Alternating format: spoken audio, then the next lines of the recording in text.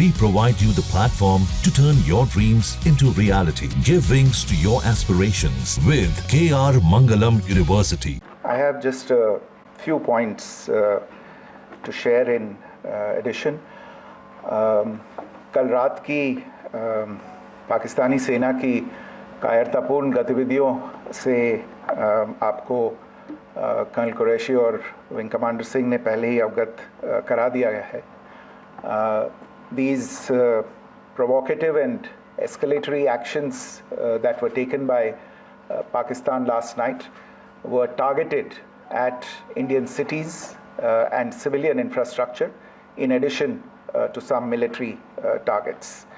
The Indian armed forces responded proportionately, adequately and responsibly. ये जो हमले हुए कल रात को भारतीय सैन्य इकाइयों ने पर्याप्त रूप से और एक जिम्मेदाराना रुख अपनाते हुए इन हरकतों का उत्तर दिया.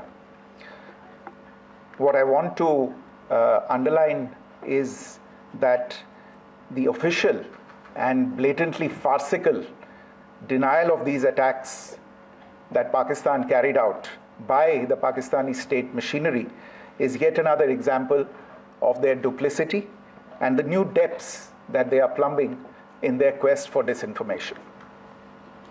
The other point in the same vein is Pakistani claims that they did not target or attack any religious places. You would recall that yesterday I shared with you an incident related to the attack on a Gurdwara in Poonch. Instead of owning up to these attacks, Pakistan made the preposterous and outrageous claim that it was the Indian armed forces and the Indian Air Force that was targeting cities like Amritsar and trying to put the blame on Pakistan. This is nothing but a desperate attempt by Pakistan to disown its acts of aggression, but it is also true to type in its effort to deceive and mislead the world. It will not succeed. The Gurdwara in Poonch in particular was attacked by Pakistan, and some local members of the Sikh community, including a Ragi of the Gurdwara, lost their lives in this incident, as I shared yesterday. TV पर आप इस हमले के चित्र देख सकते हैं. In addition, that we would attack our own cities is the kind of deranged fantasy that only the Pakistani state can come up with. Perhaps they do it because they are well versed in such action, as their history would show. The last point I wanted to make this evening is again this disinformation that is coming from Pakistan about India targeting the Nankana Sahib Gurdwara through a drone attack. This is again yet another blatant lie and part of Pakistan's disinformation campaign. As we saw in the Pahalgam attack, Pakistan is again trying desperately to impart a communal hue to the situation with an intention to create discord. Again, we are not surprised. India's steadfast unity in itself is a challenge to Pakistan. Let me stop there. I have time only for a few questions and be happy to try and answer them. First, I call Siddharth. Siddharth, please. Hi, sir. I'm Siddharth from Beyond. So this is Siddharth, behind, please. The other Siddharth. Yes. Hi, sir. I'm Siddharth from CNN News 18. Sir, I only want to know from you the status of Kartarpur corridor. Is it open or not?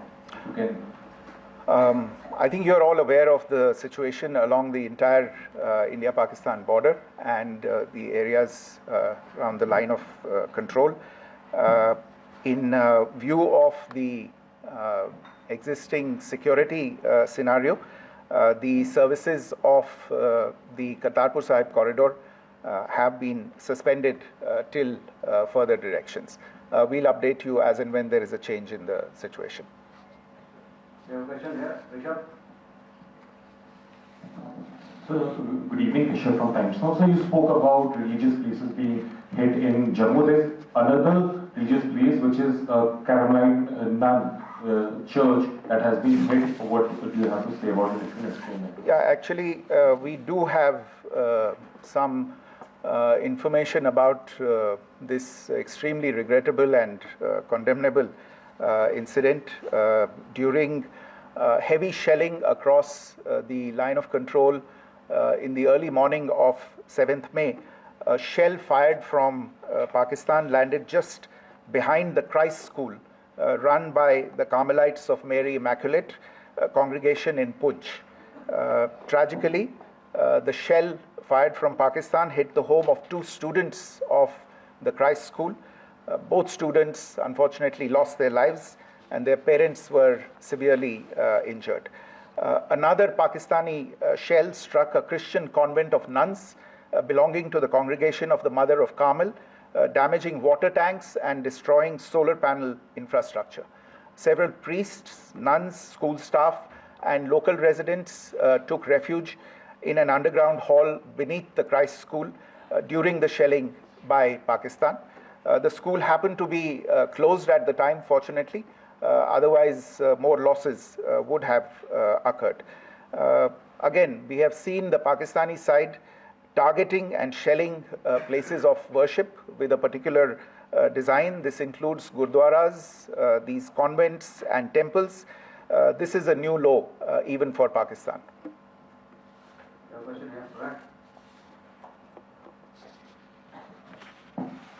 Sir Pranay Upadhyay अमर जहाज से sir कल आपने इसी podium से पाकिस्तान के IMF bailout को लेकर और इंडस वाटर ट्रीटी को लेकर जो टिप्पणी की थी उसकी पाकिस्तान में काफी तीखी प्रतिक्रिया भी आई और उसके बाद हमने देखा कि पाकिस्तान की तरफ से किस तरीके से लेह से लेकर भुज तक पूरी बॉर्डर के ऊपर जो इन्वेजन था वो किया गया।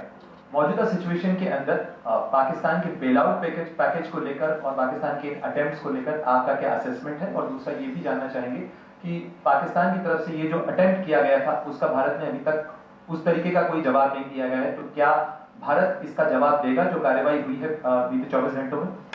देखिए प्रणय, जहाँ तक इंडस वाटर्स ट्रीटी का सवाल है, मैंने कल विस्तार से उसके बारे में इसकी चर्चा की है. Indus waters treaty is in abeyance and as such I have nothing further to add to the decision that was announced by the Cabinet Committee on Security.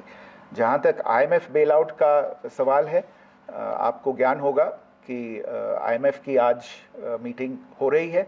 हम वहाँ पे अपना पक्ष रखेंगे और जो हमारा मत है इन चीज़ों को लेके वहाँ पे साझा करेंगे दूसरे मेंबर्स के साथ.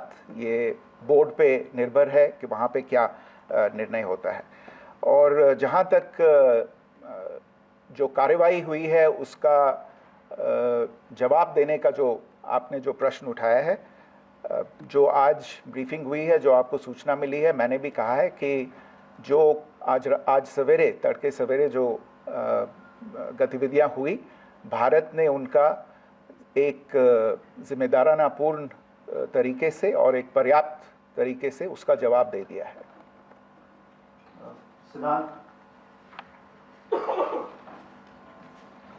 Hi sir, Siddhant from Beyond. Sir, the External Affairs Minister has spoken to many of his counterparts around the world. Yesterday he spoke to the US Secretary of State Marco Rubio. So what were the key areas of conversations during that call?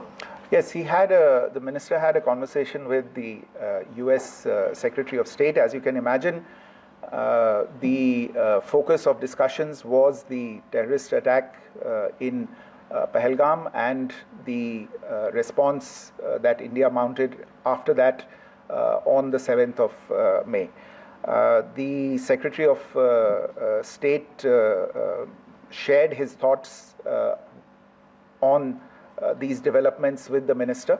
The minister deeply appreciated the US's commitment to work with India in the fight against terrorism, and he also underlined the targeted measures that India had taken in connection with Op Sindoor. The minister also underlined that India would firmly counter any attempts at escalation from there. But in follow-up to that, as you are aware, there have been a number of other conversations.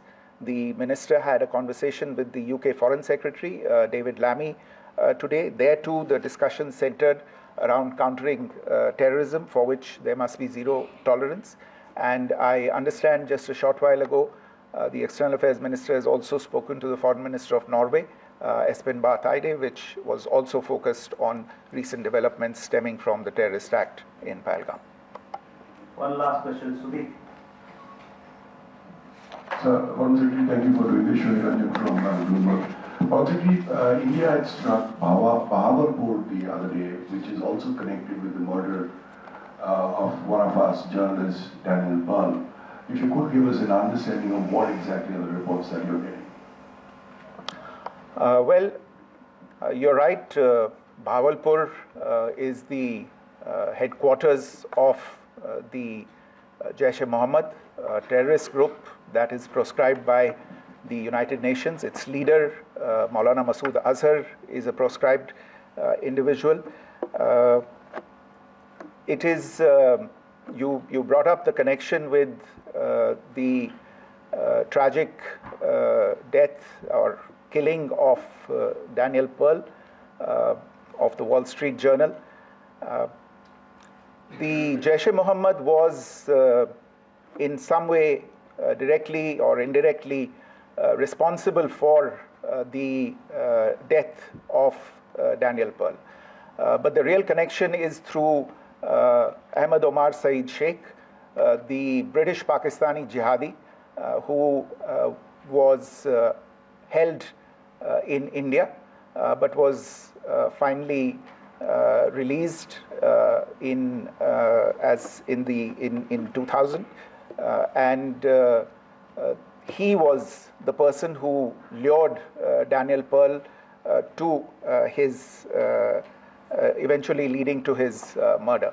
So these are all obviously connected figures, connected individuals, connected institutions, and the attack on Bahawalpur, on that facility of the Jaish-e-Mohammed in Bahawalpur is, I would imagine, a fitting part of this unfortunate incident. Thank you all. News nation अब WhatsApp पर खबरों के ताजा update के लिए news nation के इस QR code को स्कैन करें।